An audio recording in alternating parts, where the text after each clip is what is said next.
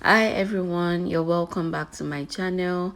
If this is your first time of coming across my channel, I would like to say a very big thank you for stopping by, and if you're a returning subscriber, I would also like to say a very big thank you.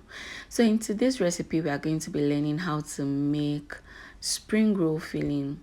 Okay, spring roll filling, and trust me guys, this is one of the easiest recipe you'll ever see on the internet today. And I'm saying this because spring roll just comprise of two very important ingredients, which is your cabbage and your carrot. Other vegetables are, best known to you. Okay, you can decide to you know add other vegetables to your spring roll. So that's why spring roll is very easy to make. But in this recipe, I'll just be teaching you the basic way of making spring roll.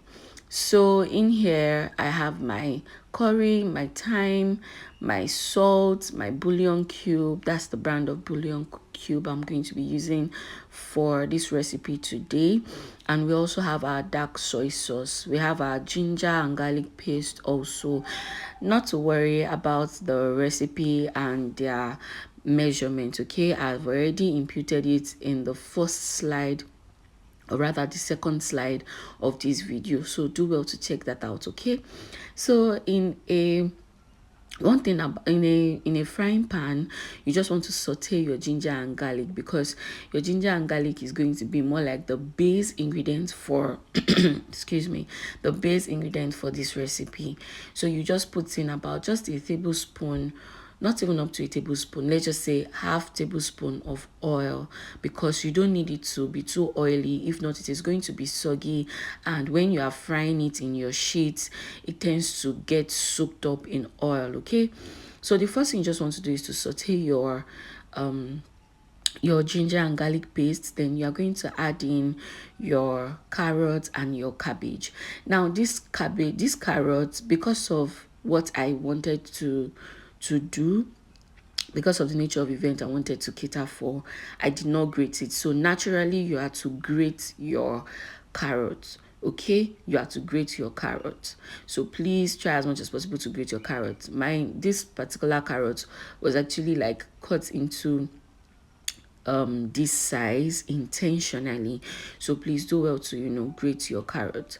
So, and guess what guys, this process doesn't take up to it doesn't take up to 3 minutes. I mean, 3 minutes you are done, although depending on also the quantity you are using.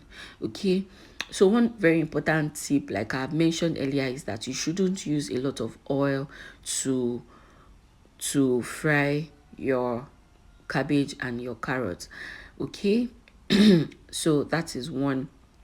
Then number two is that you should be careful with how much seasoning you are putting, because they are vegetables, and vegetables tend to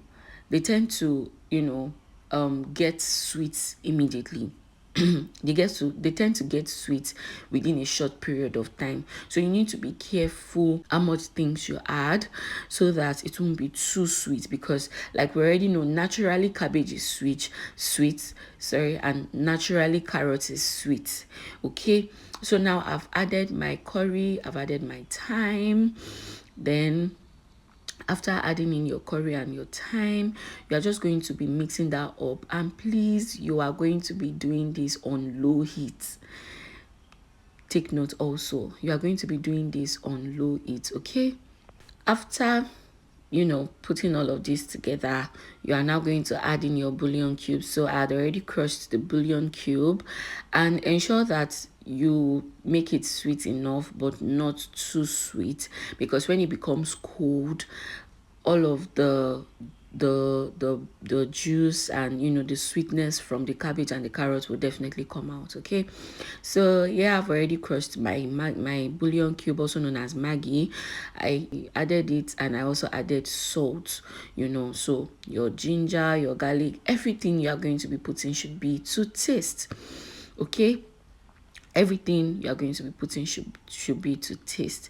So in here I had a total of 1 full bouillon cube. So the first one I added was half of the bouillon cube, and then the second one I added is the remaining half, so I just figured it needed more. So that is another tip that you should learn, which is the fact that you are doing all of these things to taste, so you put them one at a time. Okay, so when your vegetables are ready, the icing on the cake is your dark soy sauce. Now some persons will recommend that you use sesame oil. Yes, it does take your vegetables to the next level. That's your spring roll filling to the next level also. So it is a recommended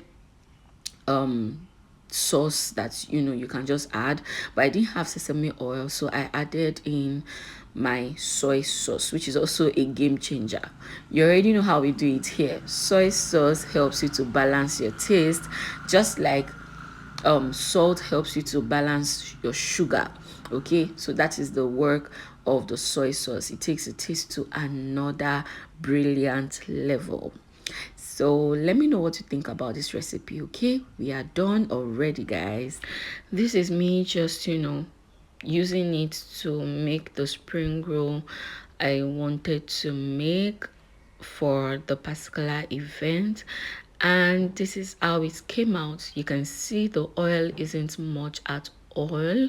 Everything was perfectly made and it was so filling, right? I mean, it's spring roll filling, so you're supposed to be filled. Thank you so much for watching, and see you in the next one.